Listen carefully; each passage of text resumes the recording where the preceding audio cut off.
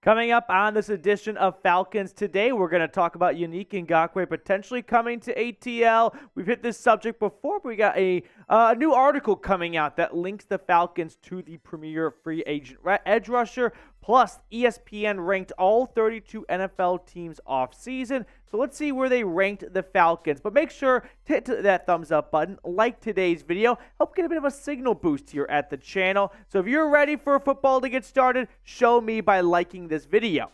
Now, Yannick Ngakoue was included in a Bleacher Report article, and the Falcons were listed as a potential destination along with the Cleveland Browns. Now, I think it's somewhat remarkable he is still a free agent. You poll a lot of league insiders and execs back in March before free agency got underway and ask who's going to be one of the first defensive ends to come off the board for free agency, I would guess Ngakoue would be a popular bet. But here we are, May going into June, and he is still available despite never going below 8 sacks in a single season of his. Now, PFF was not crazy about Ngakoue last year. They ranked him 108th out of 119. He's very good at sacking the quarterback. Unfortunately, that's really about it. He's not great against the run. He's not great about generating pressures altogether. And there's nothing wrong with being good at sacking the quarterback, but that could be a reason why GMs are hesitant to pay him the kind of money he somewhat deserves after putting up great numbers the last few seasons, but only in the sack department. This is what Kristopher Knox from Bleacher Report said. The Atlanta Falcons could also use Ngakoue's services as a situational pass rusher. While Atlanta added Calais Campbell, Dupree and Kaden Elliss to their pass rushing rotation and drafted Zach Harrison in the 3rd round, it also recorded a mere 21 sacks as a team last season.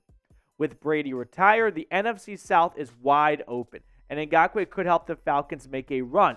It's worth noting that he and Campbell spent some time chasing quarterbacks together with the Ravens in 2020. Now, Ngakoue, like I said, has been very productive his entire career, from Jacksonville to Minnesota to Baltimore to Vegas to Indianapolis. There is something to him living out of a suitcase, and for whatever reason, not one of those GMs seeing something real long-term in Ngakoue, so there might be more to the scene than just a 9.5, 10-sack player the last 2 years. Atlanta did make some moves in the offseason. They added some players, but none of them did a whole lot last year. Like Kaden Elliss, 7 sacks. That's the leading sack getter that you added in free agency. Not ideal, right? Calais Campbell, 5.5. Dupree is coming off a couple of bad seasons with the Titans for what he was paid to do. So with all that being said, what's the downside of signing him? I understand the Falcons might not be a prime candidate to go on a deep postseason run, but then again, who thought the Heat were going to be in the NBA Finals? Who thought the Florida Panthers would be in the Stanley Cup Finals? Like, those teams did some jockeying and got themselves in the playoff mix, and then they got hot at the right time. So if you're the Falcons, sure, you might not have a roster that looks like they're primed to go on a run, but the NFC has never been more wide open before. There's no Tom Brady. There's no Aaron Rodgers in it. The best quarterbacks are Kirk Cousins and Jalen Hurts. So a couple balls bounce your way, an injury to another team or two, and poof, the Falcons could be in the midst of being a dark horse to go on a run in the NFC, and anything can happen at that point. Plus, who is Ngakoue going to stunt the growth of? Like Zach Harrison? He was a 3rd-round pick. I mean, I think he would benefit from learning from Yannick Ngakoue because he needs to add more tools to his game. So I don't see a downside unless someone else can present new information to me for signing number 91. Now, Atlanta has the money to do it. Their current cap space is $10.7 million. They could always either restructure a contract or move on from a player. Plus, if you put a lot of money into the signing bonus, you slap some void years on, his cap hit could be $5 or $6 million, and you still got money left over for the season. So be the GM for me. Should the Falcons sign Ngakoue? I know we have talked about this subject before here on this channel, but the Falcons' pass rush continues to be, in my opinion, the weakest point of this team. So no offense to Kaden Elliss and Calais Campbell, but I think this team can do better. I think this team can add more talent, and for how bad this division is shaping up to be, if you sign Yannick Ngakoue and he sacks Derek Carr in, week 18, week 17, whenever the last time they played New Orleans, That could be the difference of sitting on your couch and playing golf in January or playing meaningful postseason football. Now, in terms of what Ngakoue is looking for on the open market, here are some of the top defensive end edge rusher free agency signings. Draymond Jones got an average of $17.1 million a season. Zach Allen got 15. Larry Ogunjobi got 9.5, and so on, so forth. Kaden Elliss was the 5th highest paid edge rusher, if you will, depending on how you qualify him. So I'm guessing Ngakoue was looking to be the number one. He's coming off, his 4th, 5th, whatever, straight 8-sack season. I'm guessing he's got to settle for closer to Zach Allen money. Maybe it's a 1-year, $16 million with a bunch of incentives in there. But I think Ngakoue would be the final piece to this defense, right? This defense that has gone under a complete homeover edition, homeowner, whatever that show is called, where you've got a whole lot of new pieces, a whole bunch of new starters, but this team is still looking for someone to be their Vic Beasley for more than just one season. And I get it, Ngakoue is not going to be maybe the long-term edge rusher, but heck, it's worth throwing a dart at the board. Don't you guys agree? So if I had to predict, Terry Fontenot probably feels pretty confident and likes, well, at least Arthur Blank, doesn't want to spend more than $140 million that the Falcons have already spent on just the defensive side alone. That's not taking into account Caleb McGarry's contract or anything like that, like Matt Collins. $140 million this year has been given out to defensive players. Now, of course, we know players get cut before contracts are done and not all that money gets paid out. But still, Fontenot has spent a ton of money on defense already. So there's a good chance he feels pretty tapped out and he likes the moves that he has made. But maybe he just thought Ngakoue would cost too much for him. And now that he's still a free agent and maybe his price goes down a little bit, that could change things. Now, if the Falcons make a move, you guys know we're going to make a video here at the channel. Producer Roloff and I are always coming into the studio no matter what. So we're at 12,528 subs. Let's bump that number up to 13K. Hit the sub button down below if you have not already. So when it comes to disrespecting the Falcons, I think it's okay if Falcons fans want to be a little bit tough on their own, right?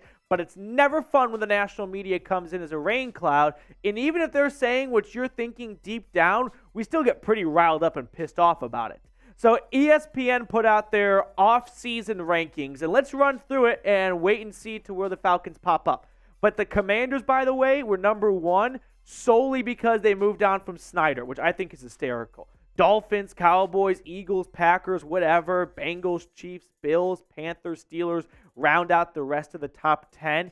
The Niners at 11, Cardinals, Bears, Broncos, 12, 13, 14, Chargers, 15. I mean, arguing about this is kind of pointless because we really won't know who's right or wrong for another 2 seasons or so when we see how these free agency signings and draft picks work out.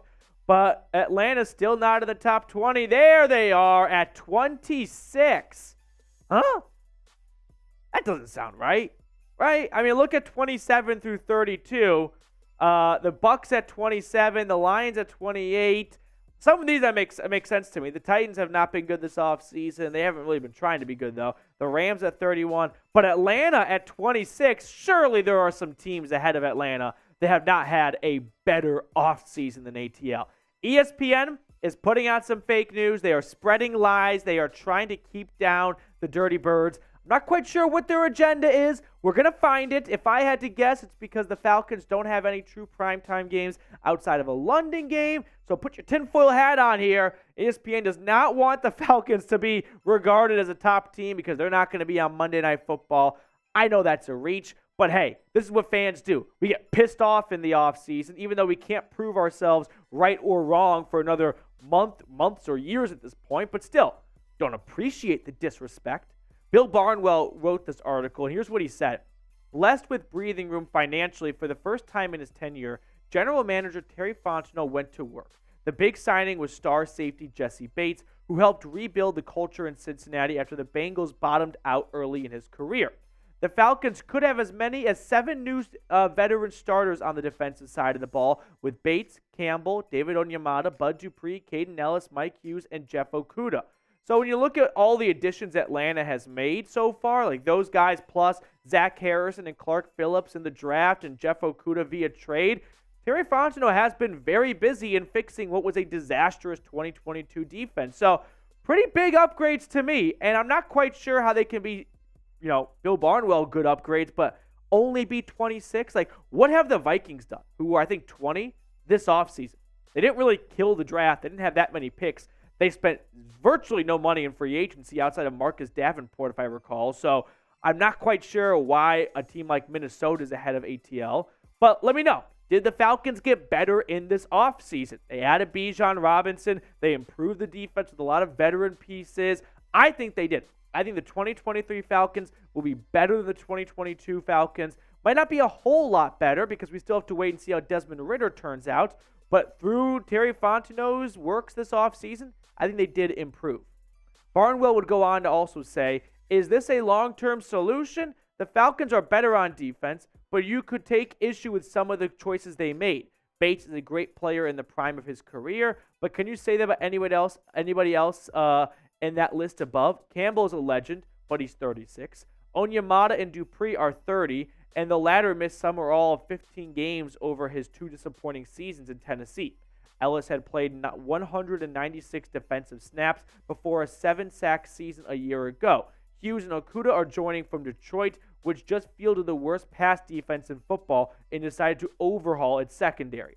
All right, haters, no doubt about it.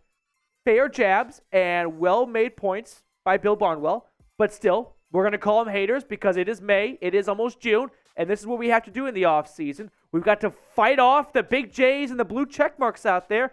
They're going to be rain clouds. Whether or not they're right, we're still going to be upset about it. It's our right to be upset about it as fans. The Falcons are winning the South. I kind of go back and forth about what the NFC South will look like. I think a 9-8 team is going to win the division. Who that 9-8 team is remains to be seen. But if Desmond Ridder can be a professional handoffer to Bijan Robinson, I don't see a reason why this veteran defense and Bijan can't motor this team through an FCS schedule to a 9-win season.